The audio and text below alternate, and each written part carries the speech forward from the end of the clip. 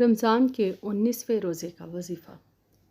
بعد نماز فجر سورہ جمعہ کی آیت نمبر 40 مرتبہ پڑھیں۔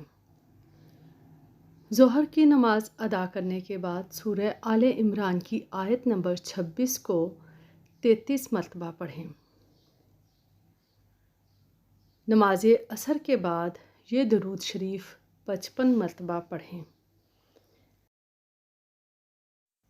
اللہم صلی علی سیدنا محمد النبی الامی وعلی آلہ واصحابہ وبارک وسلم۔ نماز مغرب کے بعد سورۃ البقرہ کا آخری رکوع 11 مرتبہ پڑھیں۔ بعد از نماز عشاء صلاۃ التسبیح کے 4 رکعت نفل نماز 1 دفعہ پڑھیں۔ خوب دل لگا کر عبادت کریں، مغفرت کی دعائیں مانگیں۔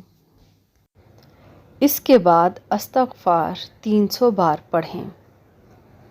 استغفر اللہ الذی لا الہ الا هو الحی القیوم واتوب الیہ۔